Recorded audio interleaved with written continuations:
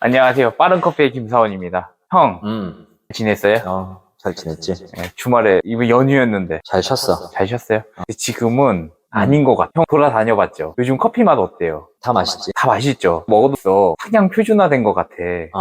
특별해져야 될 것 같아, 왠지 커피가. 그래서 제가 생각해봤어요. 어떻게 하면 더 특별해질까? 형은 뭐라고 생각해요? 모르지. 몰라요? 장사가 잘 되는 걸로. 장사는 뭐 모르겠고 커피 맛으로 잘 되는. 그래서 저희는 뭐 원두를 여러 가지 쓰지만 S로 저는 핸드드립 같아요. 형 핸드드립 매장할 때 몇 잔 나갔어요? 많이 안 나왔지. 저희도 많이 안 나갔는데 커피가 여태까지 특별했던 매장들을 보면 과거에는 좋으면 커피 맛이 맛있다 그랬어. 맛을 잘 모르니까. 그러다가 어느 순간 되니까 로스터리 카페, 그러니까 로스팅을 하면 그 집 커피가 맛있다 그랬어. 그러다 어느 순간 지나니까 그라인더가 많으면 맛있다 그러고, 지금은 인테리어가 잘 돼 있거나 뭐 이런 맛있다고 해. 인스타그램 때문인지 모르겠지만, 다음에는 나는 핸드드립이라고 생각해요. 그리고 지금 표준이 된 것 같아요. 아메리카노가 지금 60대도 아메리카노를 즐겨요. 최근에 오픈한 매장이 있는데 거기 50, 60대가 많은데 점심에 많아. 생각 외로. 안 먹는다 그랬거든 내가 거기 할 때. 아니야 먹어. 우리가 옛날에 인스턴트 커피를 먹었던 세대들이 아메리카노를 먹기 시작한 거예요. 그래서 이제는 아메리카노는 일반 커피가 됐어. 특별한 커피는 뭔가 달라야 돼. 그 중에 첫 번째 시발점이 핸드드립이 아닐까. 좀 배워보실래요? 알려줘. 형도 좀 알잖아. 그냥 모르지, 많이. 알려드릴 거예요. 2부에서 시작하죠.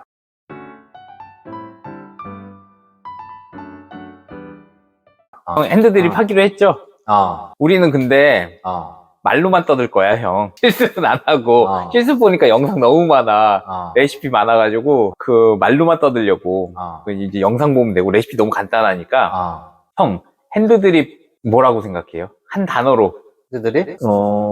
정성을 다해서. 형 왜 정성이라고 생각해요? 그냥 머신으로 안 내리고 직접 내려주고 있잖아. 기계에 버튼 딱 누르는 거랑 사람이 주전자 들고 내리고 있는 거랑 좀 다르죠? 다르지. 정성일 수도 있어요. 저는 핸드드립 커피를 어떻게 보냐면 각 원산지별 커피의 맛을 느낄 수 있다 이렇게 보거든요.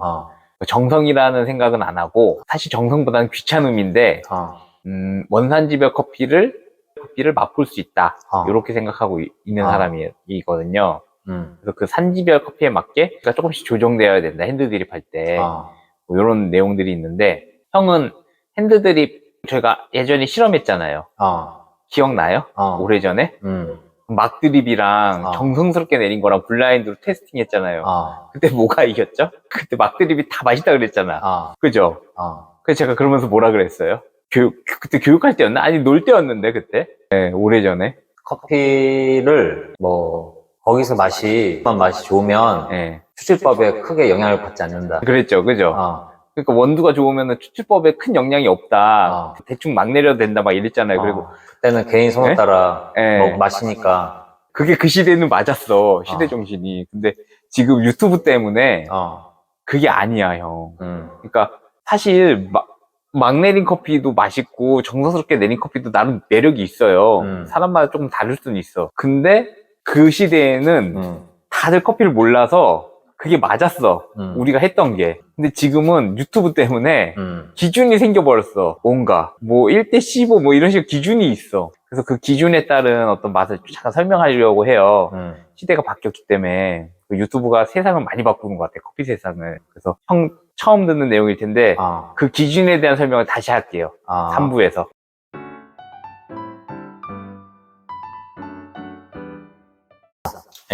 시대가 바뀌었기 때문에 이 핸드드립도 이제 기준이 생겼어. 유튜브에서 하도 이야기를 많이 해서. 근데 내가 보니까 기준에 맞는 바운더리가 하나 있어. 그래서 그거에 대한 어떤 통찰적인 이론들을 잠깐 설명하려고 그래요. 보니까 누구는 원두를 많이 넣고 누구는 원두를 적게 넣고 하는데 보통 20g 넣는 것 같아, 원두는. 한 잔에. 그리고 물은 300ml를 버요. 그래서 그 어느 정도 추출하냐면은 60ml 정도가 최종 추출물이에요. 그 정도로 제공하는 것 같아요. 뭐 대충 알겠어요, 형? 그래서 원두 20g에 물 300ml를 어떻게 분류에 따른 레시피인 것 같아. 그럼 빨리 누구는 막 내리냐, 누구는 천천히 정성스럽게 내리느냐, 요 차이가 있는 것 같은데, 제 느낌에는 그래요. 핸드드립은 딱 두 가지만 조심하면 될 것 같아요. 하나는 침류 추출 방식이고 하나는 터뷸런스, 난류 중심의 추출 방식인데, 이 두 가지 방식을 어떻게 잘 섞냐가 난 핵심이라고 생각해요. 물 부을 때. 사실 핸드드립에서 레시피 조정은 물 조절밖에 없어요. 근데 물이 어떻게 조절되느냐? 방금 전 말했던 이 두 가지 방식 중 하나예요. 편류 추출 방식을 한다고 해도 난류가 형성되고, 난류를 일부를 형성하려고 해도 갑자기 난류가 너무 많이 되면 물이 쭉 빠지기도 해요. 그래서 장단점이 있어. 그래서 각 드리퍼마다 이 추출 방식을 좀 달리하는 게 더 좋은 추출 방식이 아닐까 이 생각이 좀 있고요. 두 번째는 그거예요. 드리퍼마다 편류 추출이 유리한 방식, 난류 추출이 유리한 방식이 있어요. 형은 지금 무슨 얘기하는지 아세요? 대충 듣고 있어. 하리오 드리퍼 있잖아. 하리오. 그다음에 칼리타 있어요. 끝이 뭉툭한 거. 그다음에 칼리타 101인가 아무튼 그래서 아예 넓적한 것도 있어요. 일단은 제가 이야기 드리자면 각도가 높을수록 편류 추출 방식이 유리해요. 그러니까 뒤집어주지 않는 게 나아. 근데 각도가 완만하거나 이렇게 라운드진 게 있어요. 이런 거는 난류를 주는 게 굉장히 유리해요. 차라리 구멍도 여러 개 있고 혹은 없더라도 난류를 주는 게 유리하거든요. 모이는 공간이 없어서. 근데 아직 그런 방식으로 설명하는 유튜버는 없더라고. 그래서 뭐 그걸 잠깐 설명하는 거고요. 형은 커피를 추출해보면 그 물을 붓는 방식인데 뜸을 어떻게 들이면 좋을 것 같아? 이게 핵심이야, 형. 어떤 뜻? 이게 핵심이야. 다른 거 난류, 편류는 사실은 그냥 물 붓는 방식인 거고 막 들이니까 핸드들이 그 천천히 붓냐 차이고 이게 핵심이야, 뜸 들이는 거. 잘 뜸들여야지. 정성스럽게 해야죠. 이거는 중요하니까 잠깐 쉬었다가 하죠.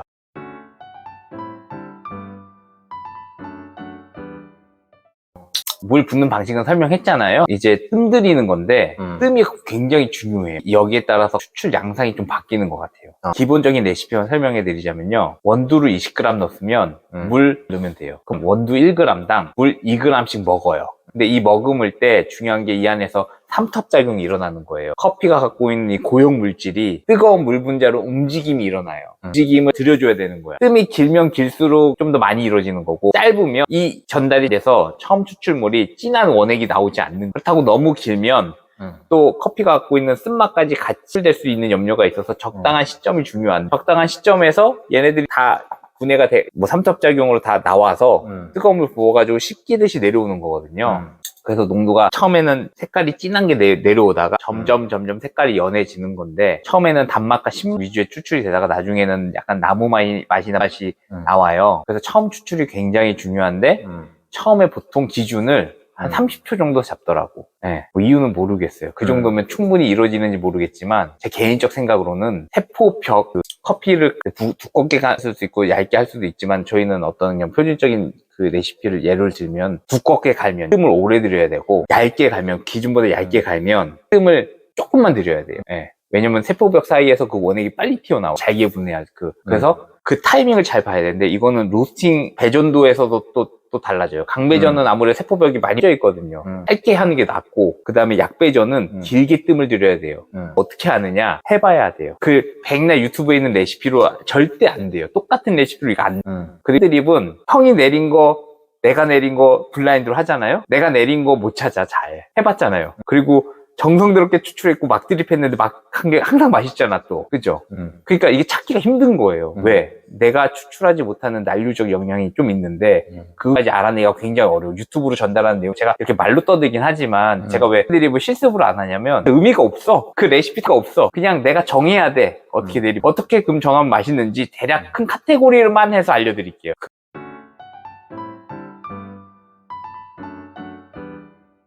나름 다들 레시피가 있어. 기준 레시피. 이건 뭐 맛있는 레시피겠지. 근데 그런 건 싹 안 중요하고, 내가 봤을 때는 저는 그래서 어떻게 설명하는지만 알려드릴게요. 그냥 색깔이, 우리 시각적 정보는 그래도 얼핏 비슷할 수 있거든요. 추출했는데 간장에 비슷해, 색깔이. 그럼 어떻겠어요? 진하겠어요, 연하겠어요? 색깔이 추출했는데 보리차색에 가까워. 워낙 많이 추출해. 그럼 맛이 어떻겠어요? 그 중간에 있는 색이 있어요. 그게 난 코카콜라 색이라고 생각해. 추출을 했는데 코카콜라 색이 가까우면 먹을 만한 커피가 되는 거예요, 우리가 먹는. 근데 일반 샵에서는 생각보다 고농축의 커피를 많이 추출하려고 많이 해요. 왜? 진해야 되니까. 근데 내가 5,000원, 8,000원 내고 먹는데 진한 커피를 좋아해요. 근데 집에서 먹을 때는 어떻게 먹냐? 물처럼 먹기 때문에 보리차처럼 내려 먹는다고. 그래서 이 레시피가 그렇게 중요하지 않아요. 기준되는 레시피는 콜라색인데, 여기에 따른 그 유튜버나 뭐 여러 가지 이야기 들어보면 SCA 브루잉 차트를 보면은 1대 15예요. 그러니까 원두 20g에 물 300ml를 넣어서 추출된 물을 먹는 거야. 이 기준을 잡고 하면 되는데, 이 기준은 중배전 커피, 아마 콜롬비아 커피일 거예요. 왜냐면 그 큐그레이더 과정도 그랬지만 콜롬비아 커피를 기준으로 하더라고. 그러니까 아프리카 커피는 약배전을 많이 하거든요. 그런 것들은 어떻게 해야 되냐? 뜸을 좀 더 많이 들이거나 똑같이 추출법이라면 혹은 물을 좀 더 적게 넣거나 이렇게 하는 거고, 그 다음에 약간 강배전된 커피 이런 거는 뜸을 거의 안 들이고 그냥 푸어 오버 방식으로 살살살살 천천히 계속 끊임없이 내려서 먹으면 더 맛있는 커피를 먹을 수 있다고 저는 생각하고 있어요. 그리고 이거는 내가 계속 먹어보면서 데이터와 감이라고 봐요. 그래서 기준을 잡아놓고 그 기준에 따라서 내가 어떻게 먹을지 설정만 하면 내가 맛있는 커피를 먹을 수 있다고 봐요. 네. 뭐죠? 질문? 네. 뭘 질문할까? 너가 나한테 질문해봐. 뭘 질문할지 생각이 안 떠올라서. 그건 되게 단순하게. 너가 핸드드립을 많이 연습했어. 나도 핸드드립이 어떻게 될지 알아. 내가 좋은 원두로 쓰고 너가 조금 덜 나쁜 원두로 했어. 핸드드립 내렸어. 누구께 더 맛있어? 좋은 원두가 100%. 막드립이어도 이길걸요? 그러면 너가 핸드드립을 연구를 많이 했어. 나는 할 줄 안 알아. 똑같은 원두를 했어. 드립 내려서 사람들한테 줬어. 압도적으로 너가 이 표를 많이 받을 확률이 그게 어렵다니까, 실제로. 왜 그러냐면, 어찌됐든, 왜 어려운지 조금 이따 설명드릴게요.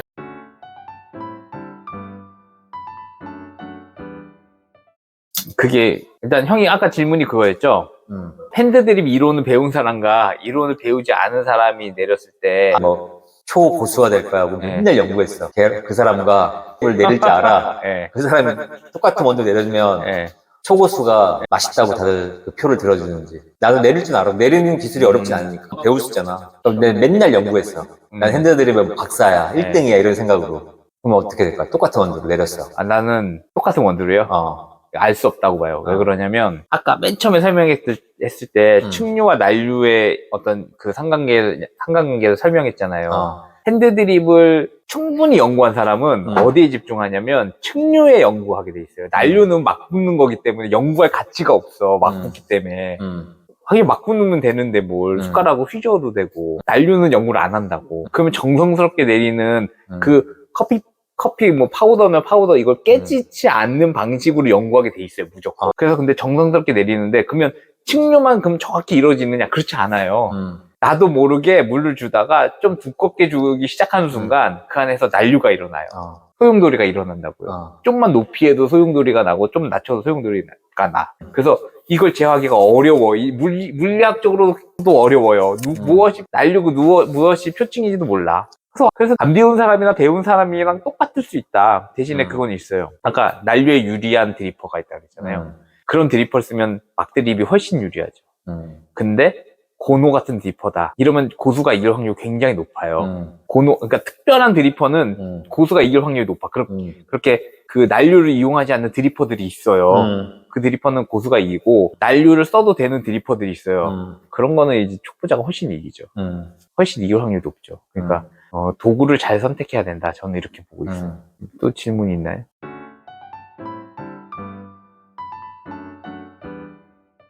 그러면 서울 경기권에 너가 생각하는 핸드드립 최고 맛집? 최고 맛집이요? 제가 아는 분이긴 한데, 커피와 쟁이라고, 옛날에 굉장히 유명했어요, 사실. 근데 용인으로 이사 가고 약간 인기가 없다. 지금 최근에 양재동으로 다시 이사 왔는데, 그 순간에 미국식 SCA 브루잉 커피가 꽤 인기를 쳤고, 아메리카노가 인기를 많이 치는 바람에 이 사장님이 하는 일본식 핸드드립 커피가 인기가 없어요, 지금. 근데 저는 이제 아메리카노가 꼭지점을 찍었다고 봐요. 저가 커피로 1,500원을 팔잖아요.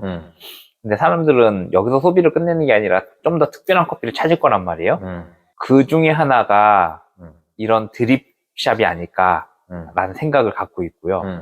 그 중에 드립샵 중에 제가 괜찮았던 곳은 일본식 드립인데, 커피와 쟁이가 가장 맛있지 않나. 그 다음에 옛날에 활동했던 분들 중에 융드립으로 내리시는 분들이 있어요. 사실 제가 여기 어찌됐든 커피와 쟁이 가서 일본식 드립을 맛보면 그 커피에 감칠맛이라고는 없어요, 원래. 근데 그 감칠맛을 느낄 수가 있어요. 그럼 어떻게 추출하느냐? 굉장히 특이해요. 약 중강배전된 원두로 원두 그람수를 한 25에서 30g 사이를 넣는 것 같아요. 그리고 칼리타로 드립하시고, 칼리타로 드립하는데 원두를 굉장히 두껍게 갈아요.